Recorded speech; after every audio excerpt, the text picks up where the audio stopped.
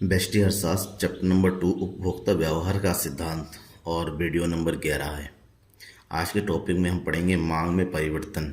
मांग में परिवर्तन कितने प्रकार से होता है, क्यों होता है और कैसे होता है। मैं हूं नकुल सर और आप देख रहे द इकोनॉमिक्स गुरु एंड ढाली। चलिए हम बात करते हैं मांग में परिवर्तन। मांग में परिवर्तन दो प्रकार से होता है। एक होता है मांग वक्र पर संचलन और एक होता है मांग वक्र का खिसकाव।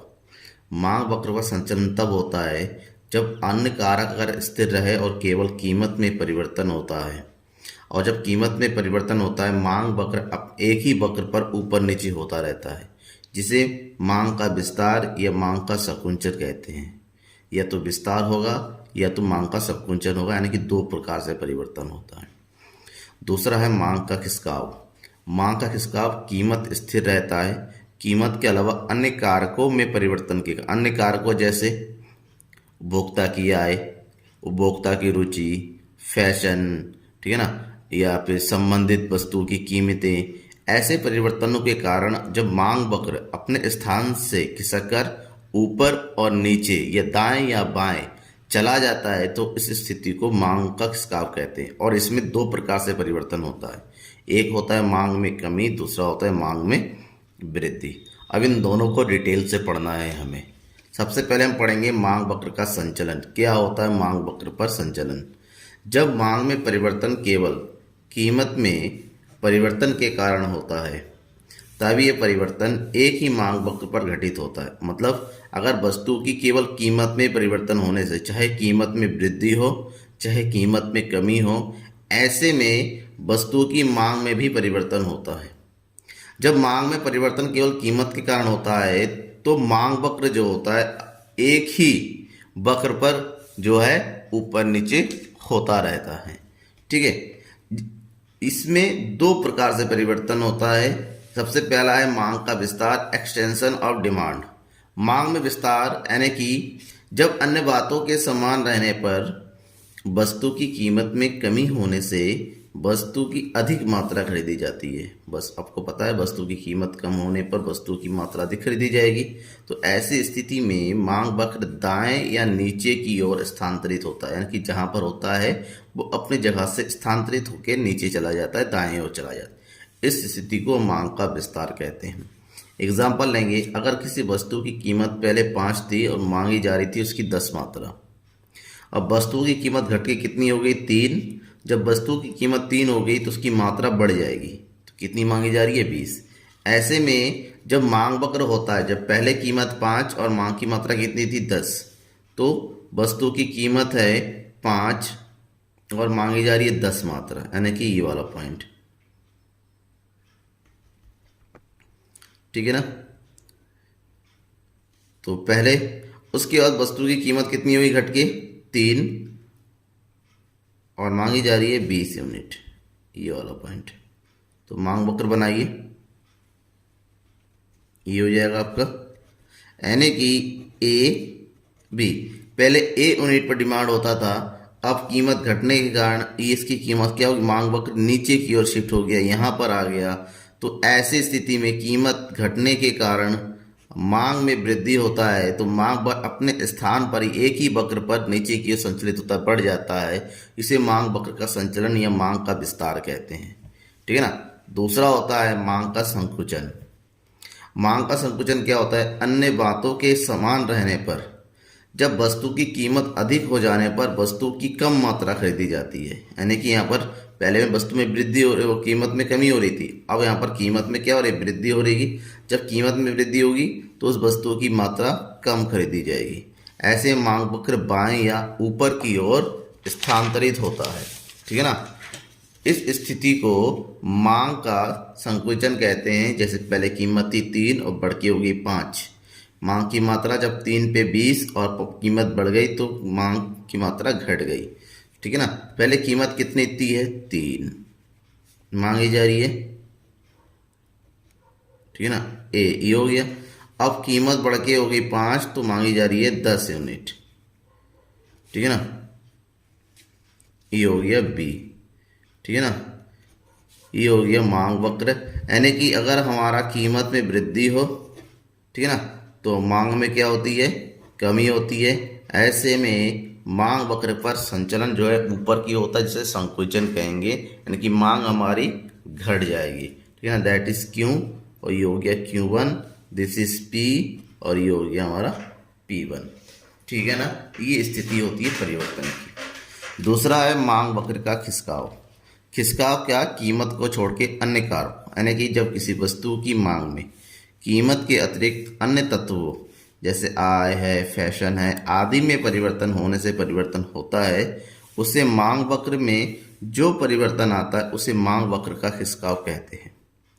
कीमत को छोड़ के जो भी कारक होते हैं, कीमत को छोड़ के कौन कौन से कारक है, जैसे उपभोक्ता की आय, फैशन, रुचि में परिवर्तन, भविष्य में कीमत में परिवर्तन होने की आशंका, ये सब चीज़ों से अगर वस्तुओं की मांग में परिवर्तन होता है, उससे मांग वक्र क्या होता है, अपने स्थान से खिसक कर दाएं या बाएं ओर चला जाता है, एक जगह नहीं रहता है, ऊपर या नीचे खिसक जाता है। इसे मांग वक्र का खिसकाव कहते हैं, और ये दो प्रकार से होता है। पहला है मांग में वृद्धि। मांग में वृद्धि तब होता है जब किसी वस्तु की कीमत के अतिरिक्त किन्हीं अन्य कारकों से उसी कीमत पर वस्तु की अधिक मात्रा या ऊंची कीमत पर वस्तु की उतनी ही मात्रा खरीदी जाती है, तो उसे मांग में वृद्धि कहते हैं। ठीक है ना, दो स्थितियां होती हैं। एक स्थिति यह है कि वस्तु की कीमत में परिवर्तन नहीं होता है लेकिन मांग में वृद्धि होती है। दूसरा, कीमत में कमी होने के वृद्धि होने के बाद भी उतनी ही मात्रा खरीदी। दोनों स्थितियों को हम मांग में वृद्धि कहते हैं। ठीक है ना, जैसे पहले स्थिति है कीमत 10 पे मांगी जा रही है 5, और कीमत समान है मांगी जा रही है 10 मात्रा, तो मांग में क्या हो गई, वृद्धि हो गई।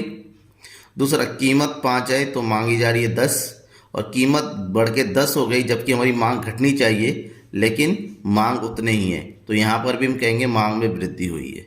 दोनों स्थिति में जो ग्राफ बनाएंगे कुछ इस तरह से बनेगा। पहले है कीमत 10 मांगी जा रही है 5, 10 पे 5, ये वाला ये ग्राफ बनेगा पहले स्थिति में। ये हो गया Q और ये हो गया P। दूसरी स्थिति में कीमत है 10 और मांगी जा रही है 10 यूनिट, यानी कि यहाँ पर, तो मांग बार अपनी जगह से क्या हो गया, खिसक गया, आगे की ओर बढ़ गया, D1 हो गया। ठीक है ना, ये हो गया A और ये हो गया B। इस स्थिति में हमारा Q यहाँ पर बन गया। ठीक है ना, कीमत में परिवर्तन नहीं हुआ लेकिन हमारा मांग वक्र क्या हो गया, आगे की ओर खिसक हो गया, मांग में वृद्धि हो गई, Q से आगे की ओर बढ़ गया। ठीक है ना, ये हो गई मांग में वृद्धि। दूसरी स्थिति की बात करें तो कीमत है 5, मांगी जा रही है 10 यूनिट, यानी कीमत है 5 और मांगी जा रही है 10 यूनिट, ये वाला पॉइंट। ठीक है ना, इसको ग्राफ बना दीजिए, कुछ इस तरह से बनेगा। तो ये हो गया हमारा D, और ये हो गया P, और ये हो गया Q। अब करें कीमत बढ़ के अगर 10 हो जाए, कीमत बढ़ के अगर 10 हो जाए तब भी मांगी जा रही है 10 यूनिट, यानी कि यहाँ पर ये वाला पॉइंट। ठीक है ना, तो ये ग्राफ बन गया, तो ये हो गया D1। देखिए यहाँ पर भी ग्राफ क्या हो गया, ऊपर की ओर चढ़ गया, खिसक गया है। ठीक है ना, कीमत में परिवर्तन होने पर हमारा मांग उसी जगह पर है, तो दोनों स्थितियों में मांग वक्र ऊपर की ओर बढ़ जाता है, जिसे मांग में वृद्धि कहते हैं। ठीक है ना, अब मांग में वृद्धि होने के बाद हम बात करते हैं कि मांग में वृद्धि के कौन कौन से कारण हैं। मांग में वृद्धि की जो प्रमुख कारण है वो है उपभोक्ता की आय में वृद्धि होना। जब उपभोक्ता की आय में वृद्धि होगी तब जाहिर सी बात उसकी मांग में वृद्धि होगी। प्रतिस्थापन वस्तुओं की कीमतें वृद्धि होना, अगर इससे संबंधित वस्तुओं की कीमतें में वृद्धि होती है तो ये वाली वस्तु की डिमांड अधिक होगी। पूरक वस्तु की कीमत में कमी होना। ठीक है ना, क्रेताओं की संख्या में वृद्धि होने पर ही मांग में वृद्धि हो जाती है। दूसरा, भविष्य में वस्तु की कीमत बढ़ने की संभावना होना। अगर जो चीज़ मान लीजिए हमें मिल रहा है, सीमेंट आज हमें मिल रहा है 200 रुपये में, हमें पता चल जाएगा कि भविष्य में ये कीमत 300 रुपये हो जाएगी, तो जाहिर सी बात है आज उसकी डिमांड ज़्यादा होगी। तो इन सब कारणों से वस्तु की कीमतें क्या होती है, बढ़ जाती है। और नेक्स्ट है बस मांग में कमी, डिक्रीज इन डिमांड। ठीक है, तो जब वस्तु की कीमत के अतिरिक्त किन्हीं अन्य कारणों से उसकी कीमत पर वस्तु की कम मात्रा या फिर कम कीमत पर समान मात्रा खरीदी जाती है तो उसे मांग में कमी। अन्य कारणों के कारण अगर कीमत वही रहता है लेकिन उसके बावजूद हमारा मांग घट जाती है, जैसे कीमतें 10 है, मांग में कमी आ गई, माइनस हो गई, या कीमत 10 से घट के 5 हो गई तो मांग में कोई कमी नहीं आई, तो इस स्थिति को मांग में कमी कहते हैं। ठीक है ना, दोनों स्थिति में मांग हमारा क्या हो रहा है, कम हो रहा है, ठीक है ना। अब इसको अगर ग्राफ के रूप में देखा है तो कैसे होगा, कीमत 10 पर 10 मात्रा, ये वाला पॉइंट, ये हमारा हो गया डी, क्यू और पी, ठीक है ना। ये पहली स्थिति है। अब कीमत 10 है, मांगी जा रही कितनी यूनिट, 8 यूनिट, ठीक है ना। 8 यानी कि 10 से कम, यहाँ पर हम लेंगे कीमत उतना ही है, ठीक है ना। अब देखिए मांग वक्त हमारा कहाँ आ गया, नीचे की ओर खिसक आया है, इसे हम मांग में कमी कहेंगे, ठीक है ना। दूसरी स्थिति में कीमत है 10, मांगी जा रही 10 यूनिट, 10 पर 10, ये हो गया, ठीक है ना। अब कीमत घट के हो गई 5 और यहाँ पर मांगी जा रही है अभी 10 यूनिट, ये वाला पॉइंट। यहाँ पर भी देखिए मांग वक्त खिसक के कहाँ आ गया, नीचे की ओर। तो दोनों ही स्थितियों में, ठीक है ना, मांग में कमी कहते हैं। और ये क्यों होता है, ठीक मांग में जो वृद्धि होती है उसका ठीक अपोजिट होता है। मांग में वृद्धि तब होता है जब उपभोक्ता की आय में वृद्धि होती है, यहाँ पर उपभोक्ता की आय में कमी होने पर मांग में कमी होती है। प्रतिस्थापन वस्तु की कीमत में कमी होने पर मांग में कमी होती है। पूरक वस्तु कीमत में वृद्धि होने, क्रेताओं की संख्या में कमी होना और भविष्य में वस्तु की कीमत घटने की संभावना का होना, इन सब कारणों से मांग में कमी होती है, ठीक है ना। Thank you.